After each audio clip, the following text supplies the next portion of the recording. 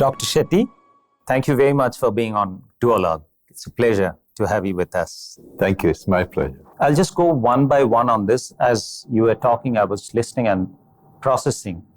I'm not trying to be pessimistic about it. Maybe these are food for thoughts. I think where we have a real problem in India, our population is growing by 1% and 1% on 1.4 billion.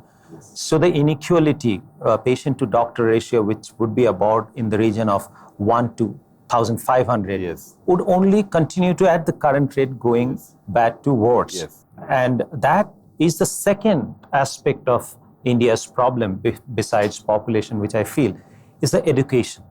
By education, I don't mean that how much of college education, which higher education I've gone through. For me, education has one simple definition, that I know what's good for me. Yes. Yes. The moment I would know that what's good for me, I would consider myself educated. Yes. So that is something that, in which case, I think you cannot be one who would be driving the cause, but it has to be people like us who are holding media, who have the power of disseminating information across the country till the last level. We do play significant role for that inclusiveness. It's not government has done enough, private sector has done enough. In your personal capacity, you've created something which is a model which others should emulate. But I think collectively somewhere, we need to take cognizance of the fact that at times, aren't we really, is it the case that we're not looking at the root cause? In your parlance, we are not diagnosing the cause. We are only addressing the symptoms. Even the insurance thing, let's say I have a radical view on insurance. Somewhere, I'm sure that I'm wrong. So somewhere I feel that if there are two situations, hypothetically, that a few persons took insurance, and as a whole, the fit persons will have to pay for the, Yes. for the Yes. treatment of Yes. the... So I am disincentivizing fitness in a way. Like I keep paying for insurance while I protect myself from the risk. Yes.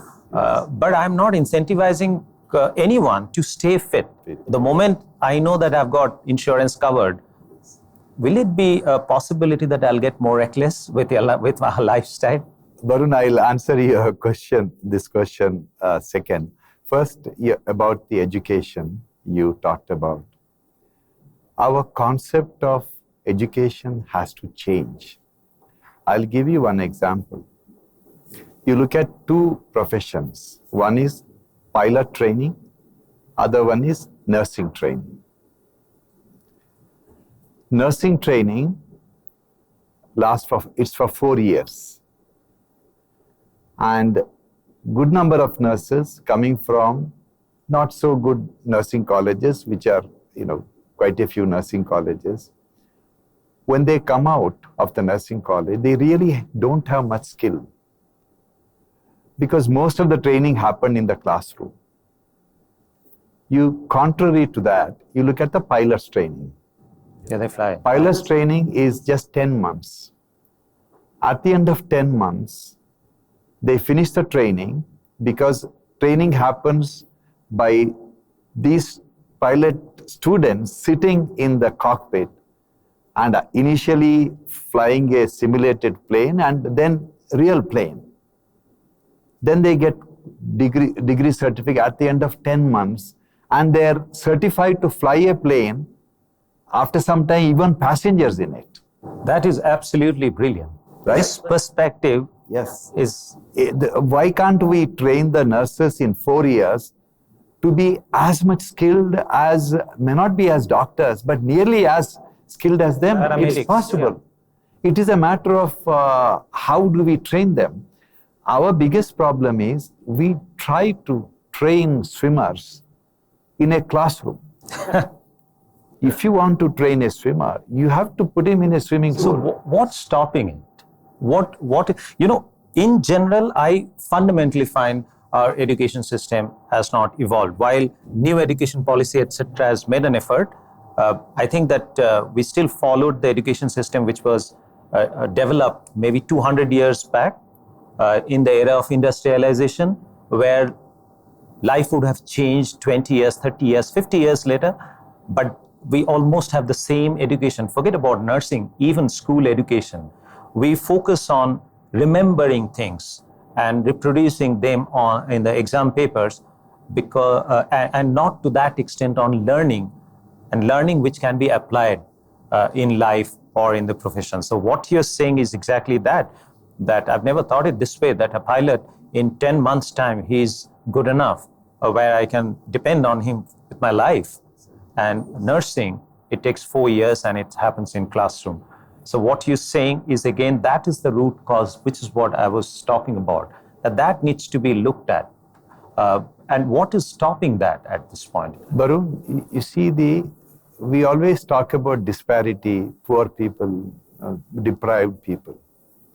If you want a girl or a boy from a poor family to become affluent in just one generation, just identify one girl from that village house, train her to become a nurse.